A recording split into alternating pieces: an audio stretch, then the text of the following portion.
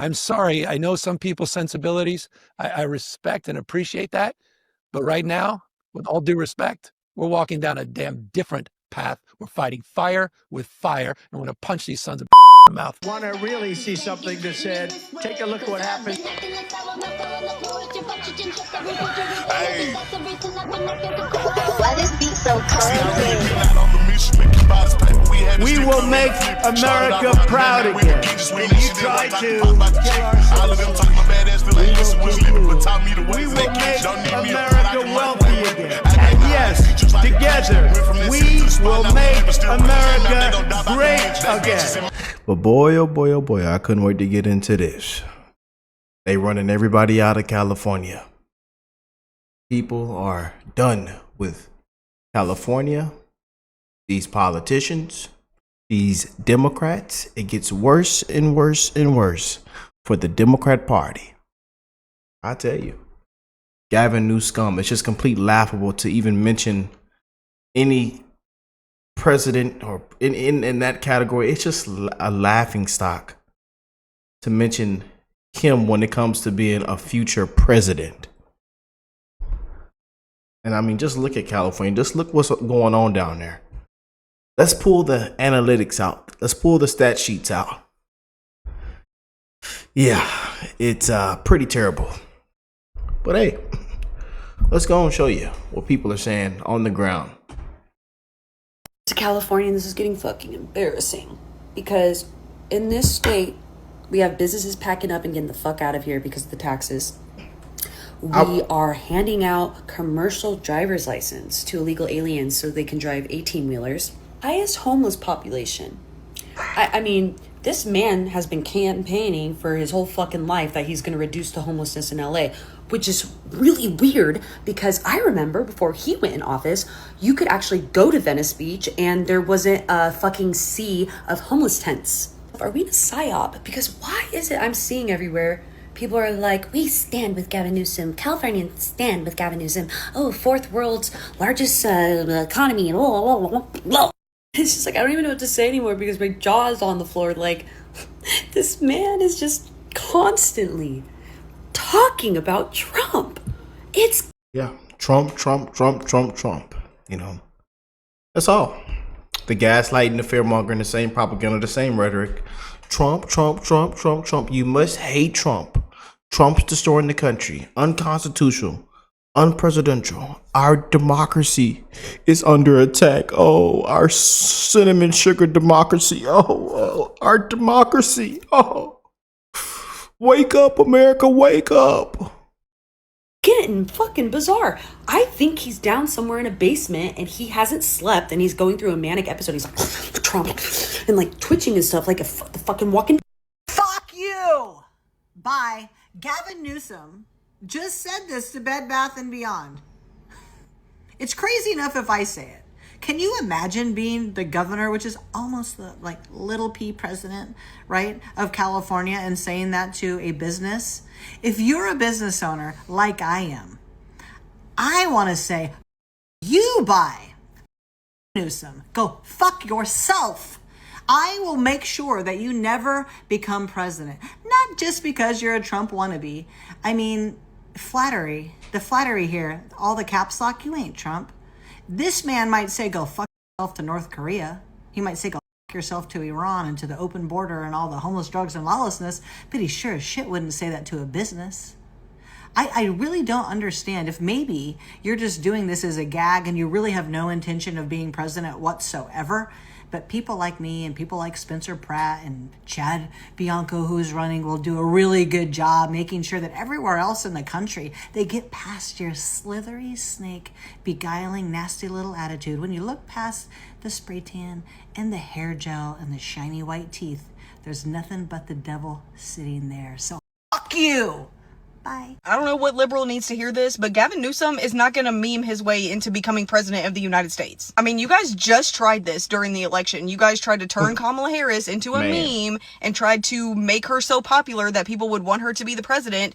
and it didn't work. So why do you think it's going to work with Gavin Newsom? And I'm not even going to lie. Gavin Newsom creating this press office account and suddenly tweeting like Donald Trump was actually hilarious the first 2 times. Now that it's become like this regular reoccurring shtick, it's kind of giving pathetic. Like when you compare the two and you have Donald Trump on one stage meeting with world leaders and creating world peace, and you have Gavin Newsom, the governor of a failing state right now, just tweeting about Donald Trump all day long.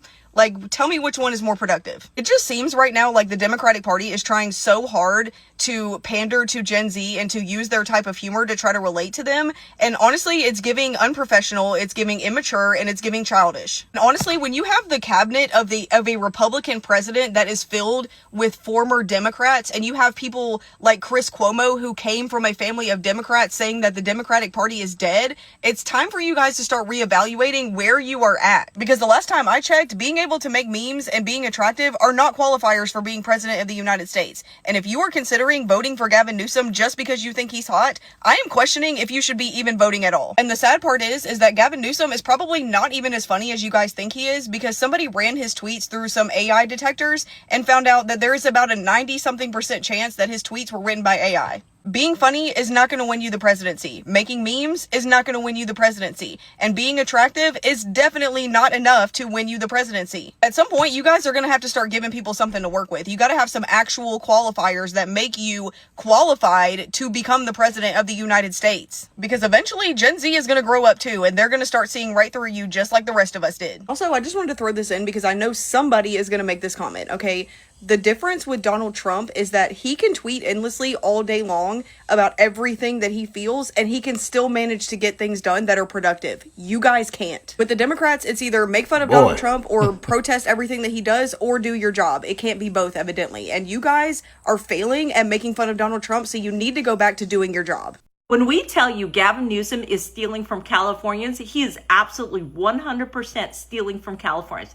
Not just money, he is stealing our rights. Listen to this. Data Republican nailed it on the head, and this is what she wrote and what you need to know.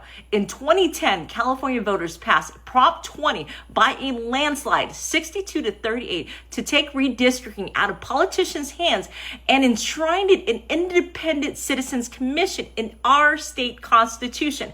That is the will of our people. Us, Californians, okay? Now, Gavin Newsom launched a $100 million campaign backed by Planned Parenthood, SEIU, and billionaire donors to tear it all down. Here's the part that gives the whole game away. At the bottom of their official website, the official footer declares that it's backed by Democratic House Majority PAC alongside with Bill Bloomfield. Then she goes on further to say, this is the most blazing move I have ever seen. You brand this effort democracy's best bet. Let me translate. Democracy isn't the people of California deciding their system referendum. It isn't respecting a constitutional amendment passed by millions of California voters.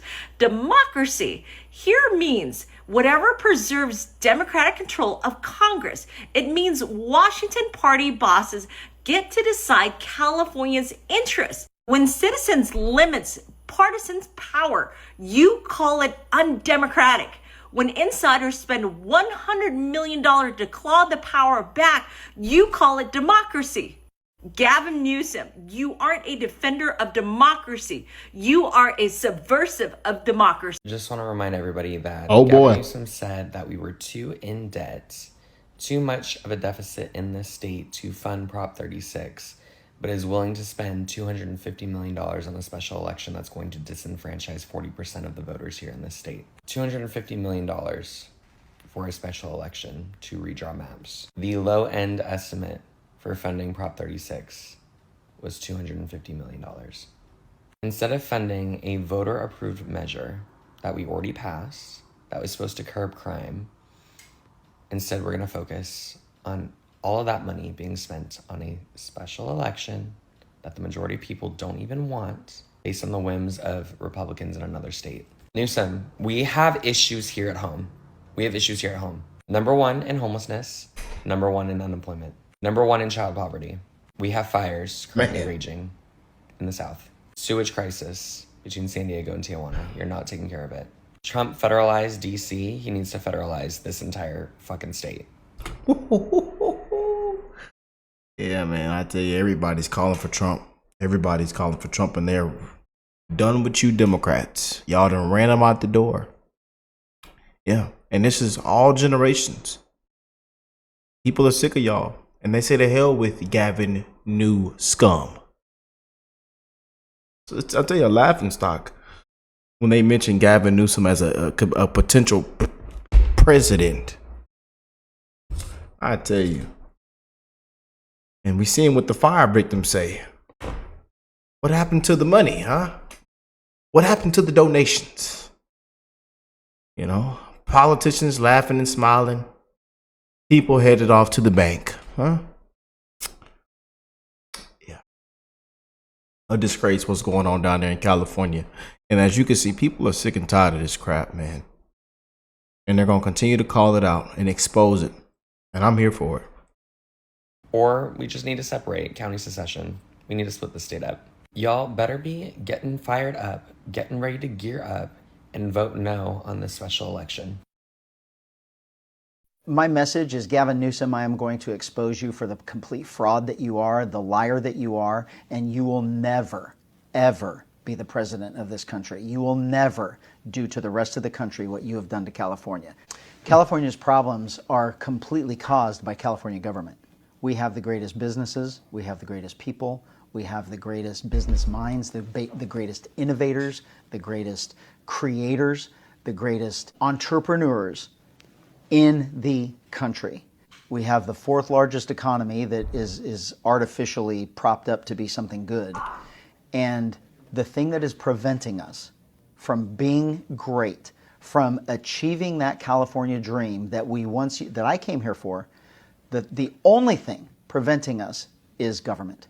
Government has its boot on our backs, keeping us down with overregulation, activism, appeasement of activists, instead of taking care of the majority of Californians as a whole. And it's an agenda. It is a complete agenda of making sure that government is in control of all of our lives instead of us being in control of government. And so the only reason I'm doing this is to restore that balance. The balance is supposed to be that government is supposed to be working for us. We are not supposed to be working to increase the size of government. And that's the only reason why California is no longer the greatest state in the country. You can have our politicians say it as much as they want, but we are the laughingstock of the rest of the country. We are the laughingstock of the world. Yeah. My wife and I were fortunate enough to go to Europe last year, and we had the first night there we splurged. We had an unbelievable dinner with we paid for a sommelier to come and make sure that we learned everything about Italian wine and all of that stuff. The first introductions, where are you from? California. And he laughed and he said, you guys have that crazy governor. And we're just looking at each other like, how would someone across the world know that we have a lunatic for a governor? So we started talking about it, and he's like, everyone wants to go to the United States, and it used to be everyone wants to go to California. That's here, right. No one wants to go to California anymore. They'll go to California for Disneyland. That's it. And it's embarrassing. It's absolutely embarrassing that we are no longer the greatest state in the country, and we're still all the same people. We're still all the same businesses. It's our government that has completely changed and brought us to this laughingstock position. And I'm going to take it back. I take some blame for it, because I wasn't standing on the rooftops yelling to everyone that we had to stop this, look what's going to happen. And so while I was concerned with my career, my life, my family, my own home, and making sure that I was secure, I kind of just wasn't paying attention to what government was doing, and now it's affecting everyone. So I will make sure that what I came to California for, my California dream, I will make sure that every kid growing up now has that dream, and even the kids that now are from 20 to 35, that it's impossible for them to make their California dream. I'll make sure that I make up for it, and we return the ability to look at that Gold Coast as the beacon for the rest of the country. And if you're going to make it, you come to California to make it, and you work hard and you'll do it. That has to happen again. And that's really the only reason I'm running for governor.